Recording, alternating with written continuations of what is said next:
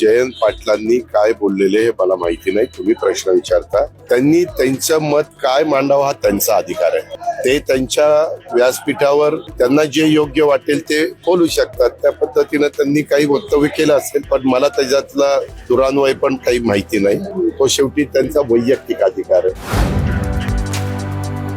यामध्ये शेवटी कुठलाही राजकीय पक्ष असेल तर त्यांना पक्षाच्या कार्यकर्त्यांना वेगवेगळी पदं मिळवून देण्याच्या करता स्थानिक स्वराज्य संस्था ह्या फार महत्वाच्या असतात. लोकसभेला आपल्या महाराष्ट्रापुरतं बोलायचं झालं तर 48 जागा, विधानसभेच्या 288 जागा. कार्यकर्ते प्रत्येक पक्षात लाखो असतात. तर त्या कार्यकर्त्याला वाटतं की आम्हाला संधी द्यावी, मग त्यांना कुठं संधी, तर सहकारामध्ये संस्थांच्या मध्ये त्यांना संधी देता येते. त्यांना पंचायत समिती, जिल्हा परिषद, तालुका पंचायत, नगरपालिका, महानगरपालिका, नगरपंचायत, तर ह्या निवडणुकांमध्ये काही कारणांनी पुढे ढकलल्या होत्या. सुप्रीम कोर्टात मॅटर चालू होती. ओबीसींना जे प्रतिनिधित्व पूर्वी मिळत होतं ते प्रतिनिधित्व त्याच्यामध्ये दिलं गेलं नव्हतं. त्याच्यामुळं अनेक जण कोर्टात गेले. आम्हालाही ते योग्य वाटलं नाही. शेवटी ओबीसी समाज पण मोठा आहे, त्यांनाही त्यांच्या प्रमाणामध्ये पुरुष आणि स्त्रियांना स्थानिक स्वराज्य संस्थांत प्रतिनिधित्व मिळालं पाहिजे. आता सुप्रीम कोर्टाने मान्य केलंय आणि सांगितलं आता निवडणुका घ्या. साधारण ऑक्टोबर मध्ये निवडणुका येतील, कारण आपल्याकडे जून, जुलै, ऑगस्ट, सप्टेंबर पावसाळा असतो. तोपर्यंत बाकीची जी काही तयारी, प्रभाग असेल, आरक्षण असतील, इतर कुठल्या गोष्टी असतील त्या पूर्ण केल्या जातील. आता ते निवडणूक आयोगाचं काम आहे, राज्याचे निवडणूक आयोग, ते त्यांच्या कामाला त्यांनी सुरुवात केलेली. अतिशय महत्वाचा तुम्ही मुद्दा म्हणलात की पैसे जे आहेत त्याचा पुन्हा सगळे सुरळीत होतील. कुठेतरी मध्ये त्या गोष्टीला नाही, एक मिनिट. कधीही पैसे त्यांचे थकलेले नव्हते, परंतु विरोधक कारण नसताना आमच्या लाडक्या बहिणींच्या मध्ये किंवा समाजामध्ये अशी चर्चा करत होते की गरज सरो वैद्य मरो, अशा पद्धतीने ह्यांची आता निवडणुकीमध्ये यश मिळाले, आता ह्यांची गरज संपली. मागच्या काही सरकारांनी वीज माफी दिली आणि पुन्हा ती मागे घेतली लगेचच निवडून आल्यावर. तसं आपण तर कुठलं काही करत नाही. त्यामध्ये आपण वीज माफीच्या संदर्भातलं शेतकऱ्यांना मदत आणि पुढं आम्ही हे कसं कमी करणार आहे, तर आता सध्या जवळपास अंदाजे 5 लाख सोलर पंप महाराष्ट्रामध्ये दिले गेले आणि दरवर्षी त्याच्यामध्ये मोठी भर कशी पडेल अशा प्रकारचा प्रयत्न आहे. म्हणजे एकदा हे 3, 5, 7.5 हे सगळे टप्प्यांनी सोलरवर आले की मग आपोआपच जो आता आम्हाला महावितरणला मी आपल्याला सांगेन की राज्य सरकारच्या पण सगळ्या ऑफिसेस त्याच्यावर पण बसवायला सांगितले.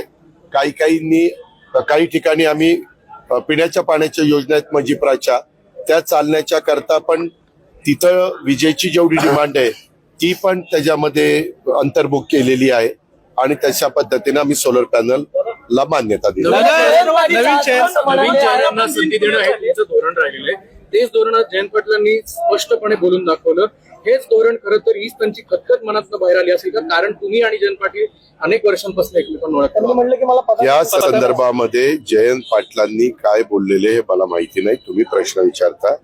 त्यांनी त्यांचं मत काय मांडावं हा त्यांचा अधिकार आहे. ते त्यांच्या व्यासपीठावर त्यांना जे योग्य वाटेल ते बोलू शकतात. त्या पद्धतीनं त्यांनी काही वक्तव्य केलं असेल, पण मला त्याच्यातला दुरान्वय पण काही माहिती नाही.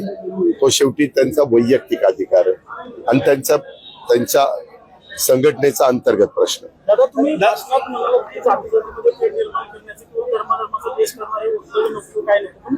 माहितीतल्या अनेक नेत्यांकडून धार्मिक वक्तव्य अशा पद्धतीनं वक्तव्य केल्यानंतर त्यांचे वरिष्ठ त्यांना सांगतात की हे वक्तव्य बरोबर नाही.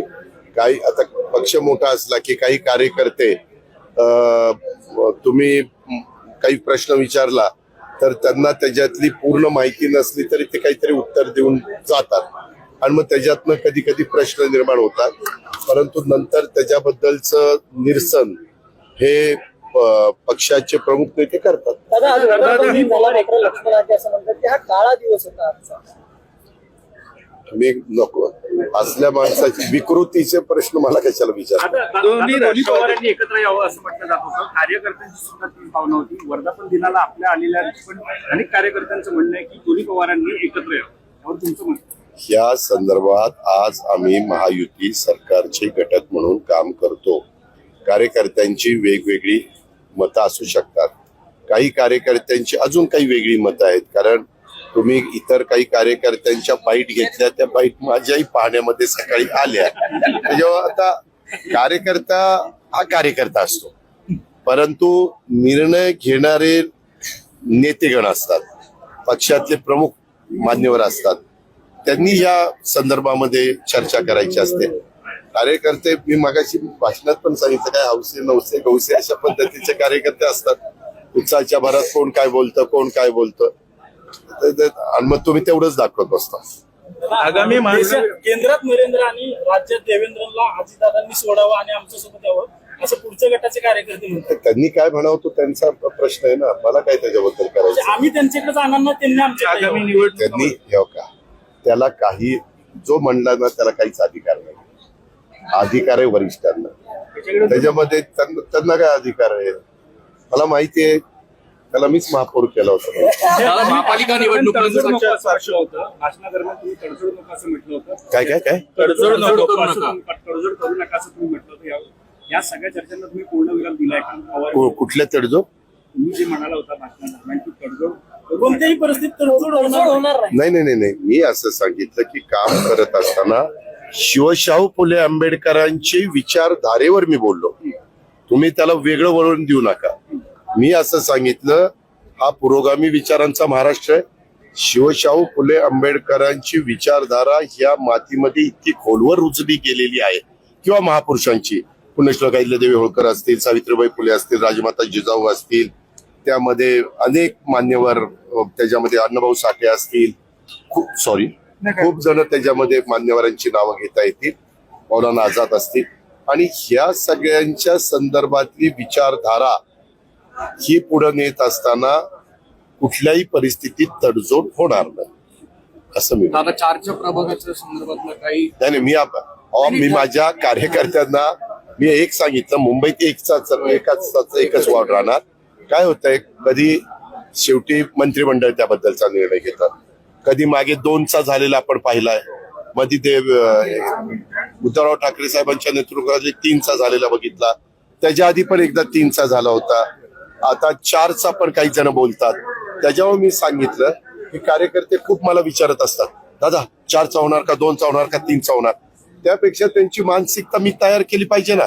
कुठलाही जरी झाला 4, 3, 2, 1 तरी तुम्ही तुमचं काम करत राहा. तुम्ही तुमचा संपर्क जनतेशी ठेवा, तुम्ही तुमचा जनतेशी संवाद ठेवा, हे सांगण्याचा प्रयत्न मी केला. प्रफुल्लभाई पण म्हणाले, तुम्ही म्हणताय की जिथे युती होणं शक्य नाहीये, म्हणजे त्या तिथे काही उद्या adjustment होईल. आम्ही जर काही म्हटलं आणि काही आमच्या मित्रपक्षांनी ठरवलं नाही तर आम्हाला युती पाहिजे, तर आपण काही त्यांच्या बळजबरी तर करू शकत नाही. शेवटी तुम्हाला आठवत असेल 15 वर्ष आम्ही महायुती म्हणजे महाविकास आघाडीमध्ये काम करत असताना आम्ही आमदारकी खासदारकीला एकत्र लढायचो, पण स्थानिक स्वराज्य संस्थेला आम्ही त्या जिल्ह्याच्या पदाधिकाऱ्यांना अधिकार द्यायचो की तुम्ही तुमच्या स्तरावर ठरवा काय करायचं. मग काही जिल्ह्यांमध्ये आघाडी व्हायची, काही जिल्ह्यामध्ये काँग्रेस आणि आम्ही स्वतंत्र लढायचो. विशेषतः कोल्हापूर, सांगली, सातारा, सोलापूर, पुणे, नगर या सगळ्या भागात आम्ही स्वतंत्र लढायचो, ते स्वतंत्र लढायचो.